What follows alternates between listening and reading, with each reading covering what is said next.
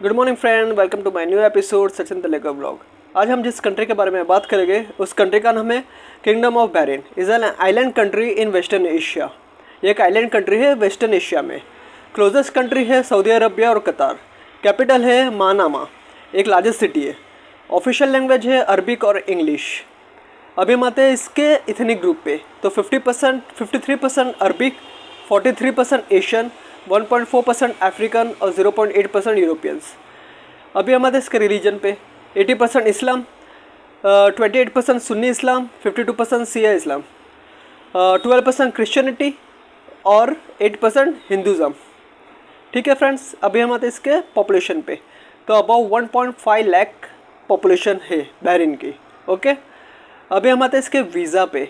तो e visa required है, Indian citizens को ई वीज़ा लगता है।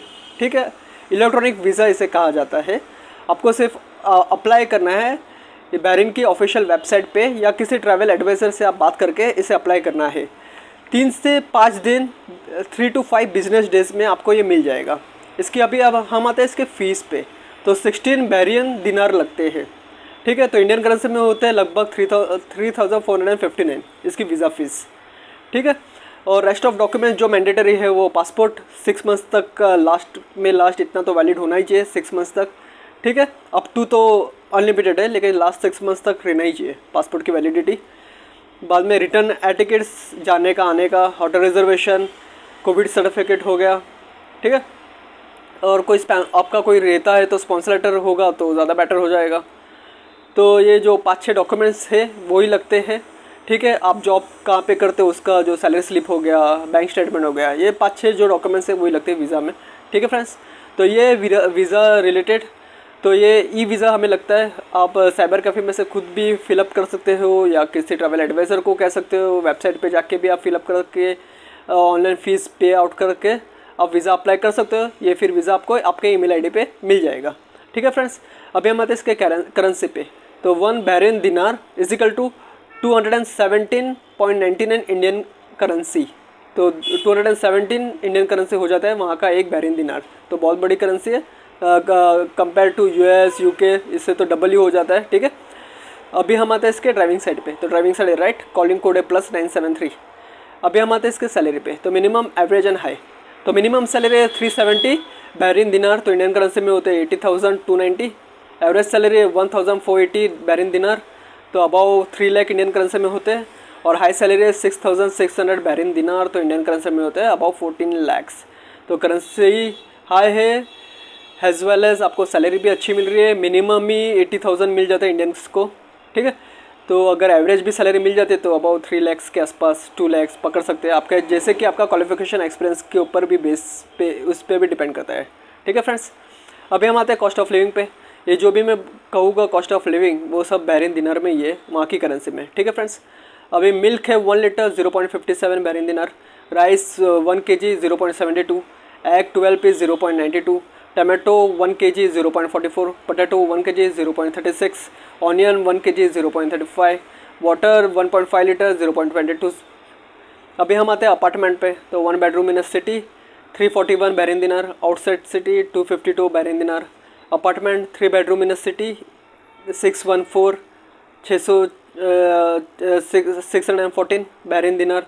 Outside city 3 bedroom 415 Bahrain dinar. अभी हम आते हैं इसके रूट पे। ठीक है, तो ये पूरी ट्रिप में मैंने एक ही एयरलाइंस रखी है, इंडिगो एयरलाइंस।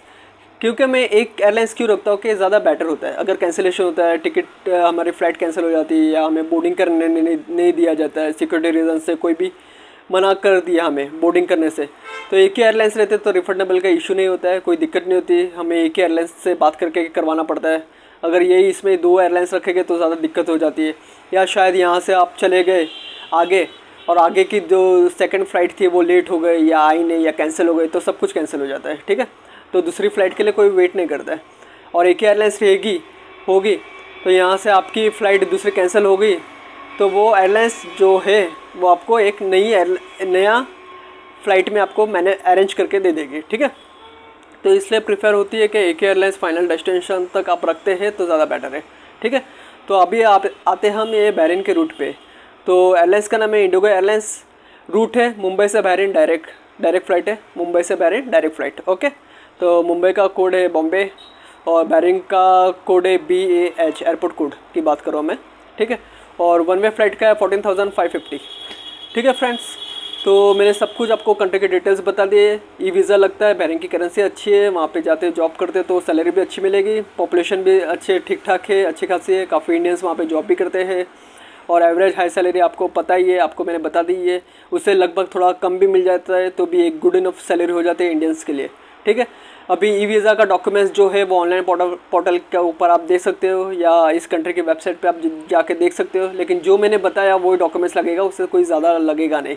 जैसे कि पासपोर्ट, होटल रिजर्वेशन, ITR, या फिर आप जॉब कर रहे हो तो सैलरी स्लिप हो गई, बैंक स्टेटमेंट हो गया, फिर होटल रिजर्वेशन हो गया, कैश आपको रखना पड़ेगा, ठीक है, कोविड सर्टिफिकेट हो गया, ये रखना पड़ेगा, ठीक है।